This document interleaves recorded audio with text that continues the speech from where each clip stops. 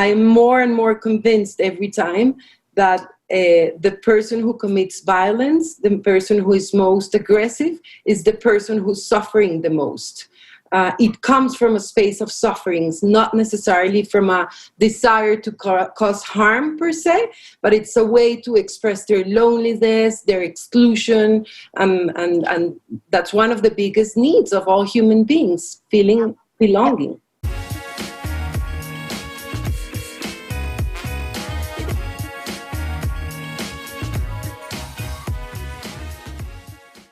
Welcome back to another episode of COVID-19 from Crisis to Creation here on Mentry TV. I'm Patricia Falco Beccalli, your host. And today we're going to look at the impact the COVID-19 pandemic had on global crime, violence, and homicide rates. If you look at the latest statistics from the FBI, for example, in the first 9 months of 2020, homicide rates are up a stunning 15% if you compare to 2019. And the UN says that most vulnerable and exposed to this kind of violence are children or young adults. But let's get a little bit more specific and look at Colombia. Now, Colombia, a Latin American country, 50 million people more or less living there, and about 26% of those are aged 15 and 29. Now, let me tell you one thing. Homicide rates are about 24% per 100,000 people. That's very, very high. And youth violence and crime has been an issue in Colombia for many decades, I have to say. But what can be really done about it? There are many organizations, but there's one that is standing out. It's called Mi Sangre, and it was co-founded by Catalina. And I invited Catalina to talk about Mi Sangre and how she really tries with this NGO to change and make peace and really get to terms with youth violence in the long term in that particular country. Catalina, so good to have you here on Mentry TV. Thank you, Patricia. It's a pleasure to be here and to share a little bit of our story. Well, before we get to the story, let's kind of try to paint the picture a little bit and the pain points of Colombia. And I prepared a few screen shares I'm going to bless you with today, Catalina. And it's a quote which I would really like to share with you and the entire community. And it is from Save the Children Colombia, that is very much engaged into trying to sort out youth violence. And here a quote is, "We have lived with illegal armed groups for over 60 years in Colombia, and we have an obligation to safeguard our children and youth from the scourge of war. Children should not be a witness to any form of violence, and they most certainly should not be forced to play an active role and part in it. A swift, concentrated response by the authorities, the civil society, and community is essential to stop this war on children." Now, this kind of starts laying the land a little bit, I think, Catalina, and I would like you to comment on it and give us a little bit the wrap up of where we are right now when it comes to youth violence, crime, and even child death due to violence in your country. Well, for many, many years, we've had an armed conflict in Colombia, perhaps the longest armed conflict in Latin America, but also our country has been highly affected by drug trafficking, different manifestations of violence, which unfortunately have tremendous consequences in the population in general, but more specifically in children and youth, who are constantly at risk. And that's why we've been working for the past 13 years to activate ecosystems and to develop capacities for young people and young generations to mitigate these risks and violence, and also to contribute actively to peace building in Colombia. Yeah. And, starting with the history, you said for many, many years, youth violence has been an issue also because of the organized crime. But there must be more to the story. I mean, if you look at unemployment rates, inequality rates, and also, children just being a large part of the population, why have children always been a little bit of a target, if nothing else, in the Colombian society? Unfortunately, they're the most vulnerable population with very few opportunities in many cases, with their parents going for work, and many times they remain alone. But many times also it's not only the lack of opportunities in terms of education and in terms of jobs when they get older, but it's also a lack of sense of belonging, a lack of like a purpose in life because of the inequalities that they face and the context in which they grow up. I think that's a big need for young people, for young generations to explore and develop and to really become an active part in society. Yeah, absolutely. And inequality, before we get into, children really being part of really a change in that country, inequality is a huge issue. In Colombia, I looked at the statistics, the Gini index is almost at 50. Now, the Gini index is something that has been basically used to indicate the difference between total equality, which would be 0, or inequality, which is 1. And, Colombia has been for years one of the most unequally countries, when it comes to wealth spread. Why is that? What are the roots? Is this the cartels? Is that corruption? Is that the political system? What is the driver of inequality there? It's such a complex issue, which I believe is related to many of the things you just mentioned. But unfortunately, there's also structural and historical issues that facilitate concentration on wealth. Actually, the peace agreement that was recently signed between the government of Colombia and the FARC addressed many of these issues.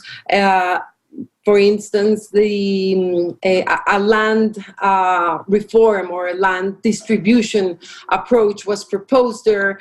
Also, issues related to participation, like opening more spaces to deepen democracy, as inequality obviously manifests not only in economic terms, which is absolutely important. As you said, wealth is concentrated in a very small percentage of Colombian population, but it also manifests in other ways, like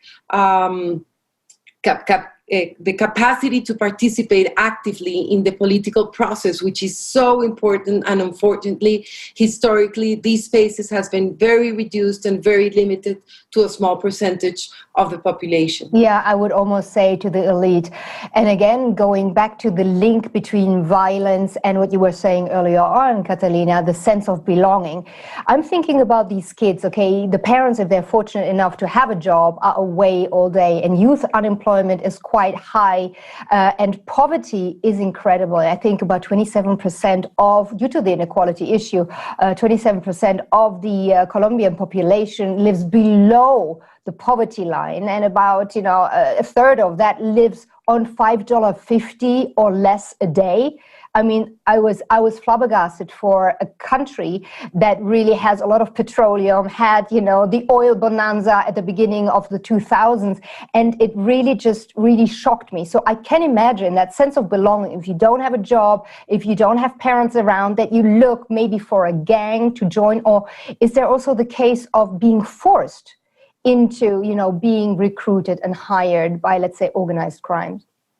Well, I would say that any kid below 18 years old who joins an armed group is forced, because basically they still don't have the capacity to make an informed decision. And if you go deeper into the issue, and I've had the chance to talk to many of the young people who have made that decision, they were in absolutely precarious situations. I remember this girl named Maria who narrated how she was always hungry. Their parents had very little money, and she reminds that she barely ate meat. Like, she was always hungry. And when she was walking to school barefoot, and her feet were very, very in pain. And she said that when she was walking, she saw strong men, well nourished and with boots. That's her image that I will never forget. It was the guerrillas, and that's when she decided to join.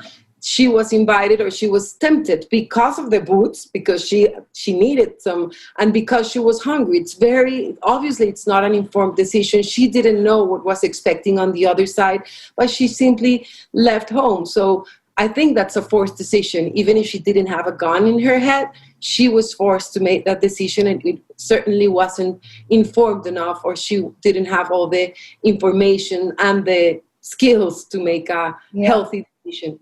And I guess that's the situation for thousands of children and youth who make that decision either based on that or based on the excitement of belonging to something bigger than themselves. So they have these role models, and this is especially in urban gangs, etc., where they see young leaders with, I don't know, a cool motorcycle, a cool pair of shoes, and maybe jewelry, etc.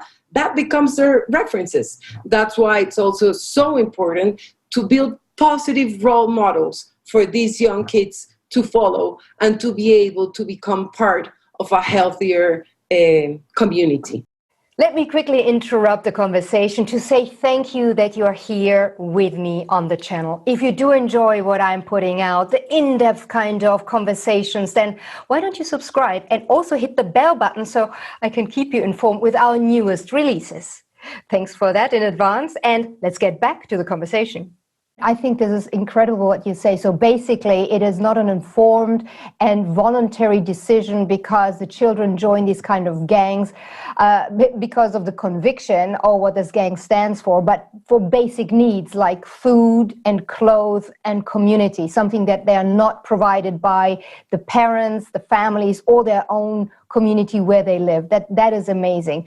And talking about what you've now mentioned a few times, that you reach out to these children because one day they realize, okay, all I get is perhaps the boots and the food and the community, but I'm being forced to do things that I might not necessarily agree with. Now, at that point, is it then too late for many, many kids to leave? And is the alternative either you stay or you actually will be killed? Or is it not as dramatic? It is as dramatic, especially in some of the armed groups, which unfortunately we have many manifestations of them. But for many, it's too late, and the only alternative is to escape, and they actually put their own family at risk. For others, the door is a little bit more open, but they really need a clear incentive and a safe environment to go to. And here, the society plays a really important role there to be able to not only open the doors for them, but to embrace them and to ensure they have the opportunities to flourish and to thrive in society. So I guess the role of the family is crucial, but also schools as protective environments and community organizations who can also support them in their life back into society. Yeah, and Catalina, in my research, I saw, of course, a dramatic surge in this kind of violence or hiring during the COVID-19 pandemic, because even the schools or these kind of communities where children could go to in order to not be on the street, not be vulnerable, and not be potentially hired by some sort of armed forces were just plainly closed. So whilst, they were closed, they might have still been, on the streets and vulnerable. And this is what brings me really to Mi Sangre and your foundation, because you have created something together with the artist Juanes back in 2006 as a co-founder. It is an NGO, and this is really a place not only where children, youngsters can go, but where they really find something, an alternative to violence and violent communities. Tell us a little bit about Mi Sangre and how you personally got involved. Well, I'm a social entrepreneur, and I've been in social and environmental causes since I can remember. And in 2009, Juanes, actually a headhunter organization company invited me, and I had the opportunity to meet Juanes, and I was really moved when I talked to him, and he clearly expressed that his life was based in three pillars: his family, his music, and his desire to create this foundation. I saw a great opportunity there also because I was always moved by this topic, but this huge challenge that we face in Colombia. I remember an anecdote that marked my life. I was really, really young, still in university in the United States, and I wanted to be close to my country, and I had the chance to go to this shanty town in Colombia, a comuna we call it, where violence was very, very marked, and I was really scared to go up there. And when I arrived there, a young person my age looked at me directly into my eyes, and he put his hand in my shoulder and told me, "Don't be scared, Blondie. I am as scared of going to your neighborhood as you are coming to mine." That really was an aha moment for me. Like, I knew we needed, or I wanted to dedicate my life to connect apparently disconnected worlds. So this invitation by Juanes, with the dream of contributing to peace building, was like a great opportunity for me to pursue this dream.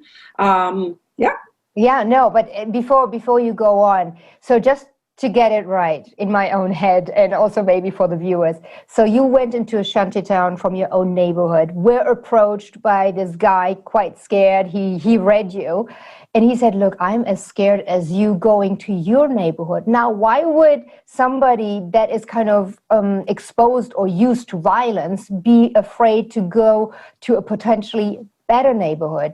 What's the issue? Thank you for asking. I guess I said as it was normal, but of course it's not.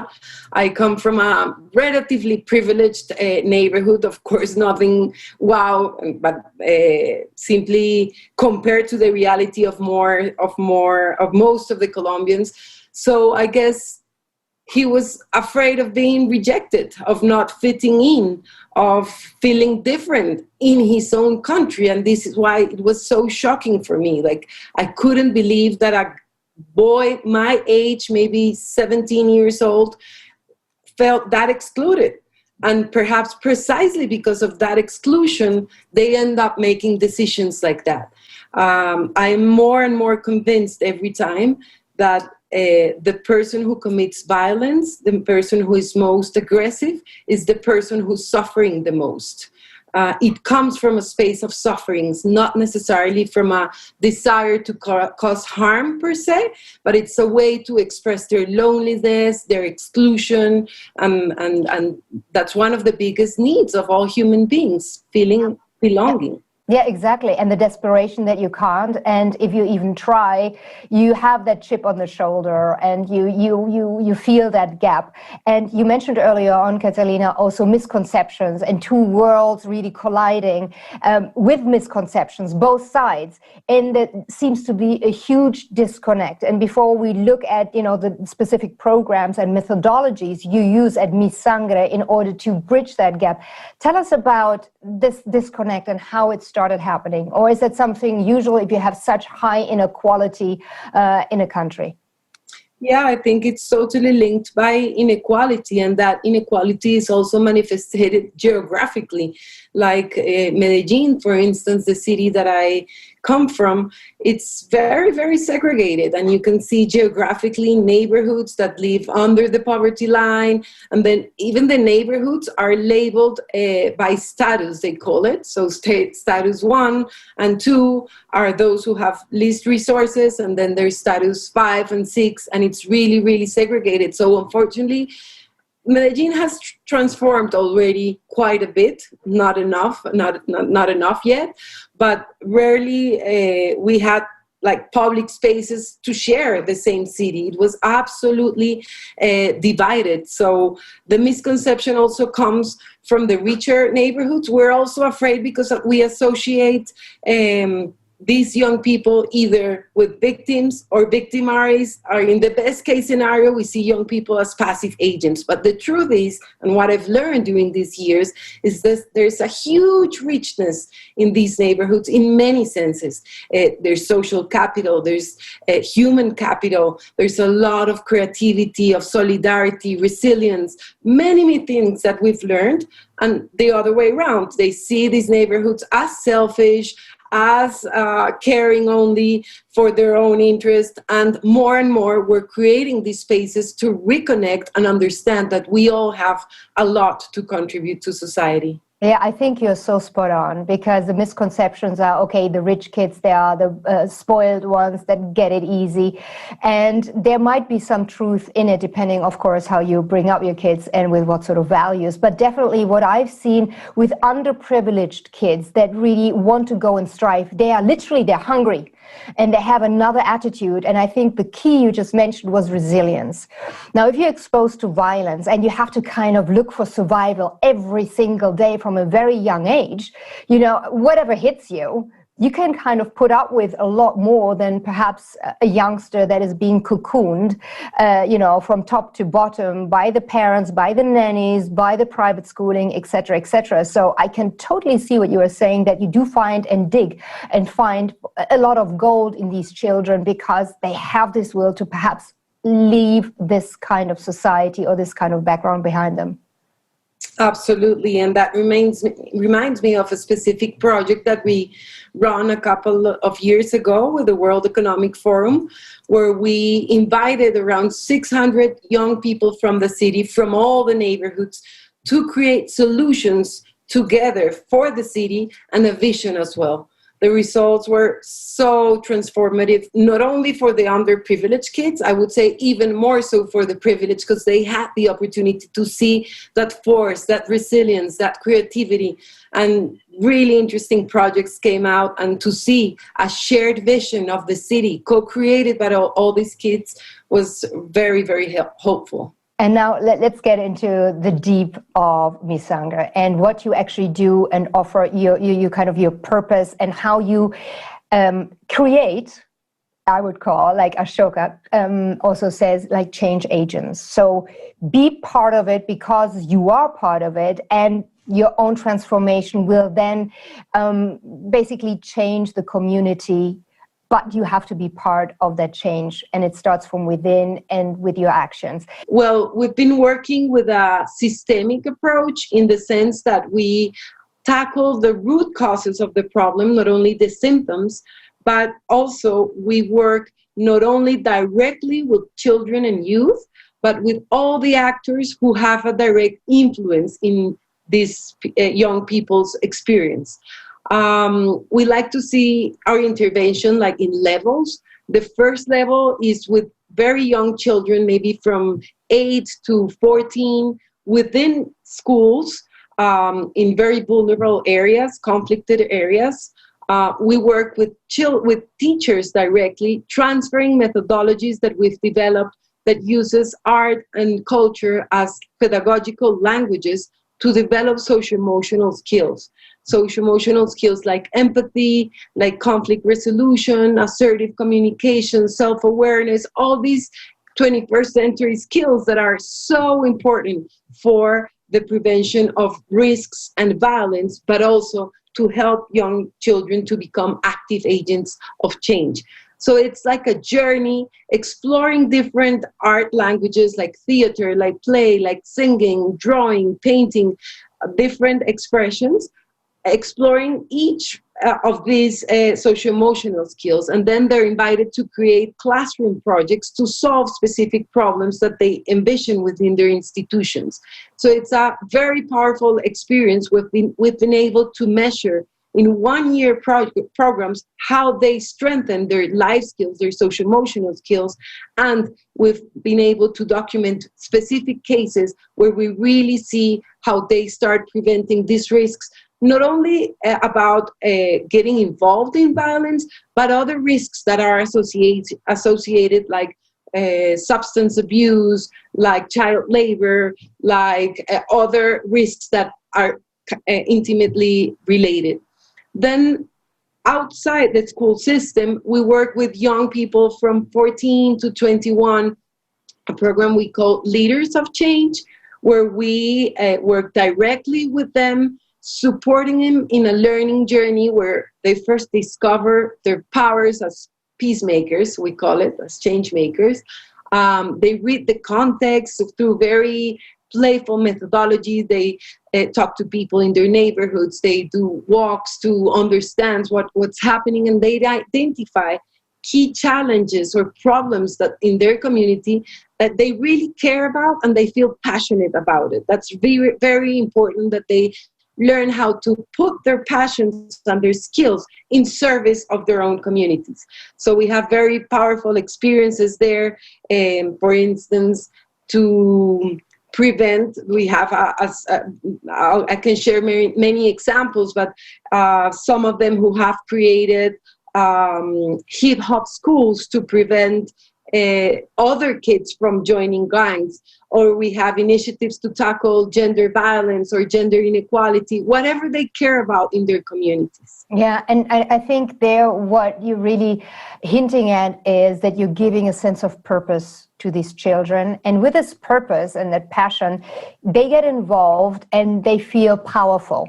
All of a sudden, from that desperation of feeling an outcast or unable to change the system, and hence not really finding an environment where they can stand out, develop, and maybe really touch other people with whatever happens in terms of transformation within themselves. And interesting to see that example you mentioned about the hip hop school. We talked about it in our briefing call before, and it seems that one of these youngsters that has been involved in crime, I can't really remember if that person was also involved in drugs, then got out, got into his passion, like hip hop, opened the school and really opened, as a change maker, the possibility for other kids to join.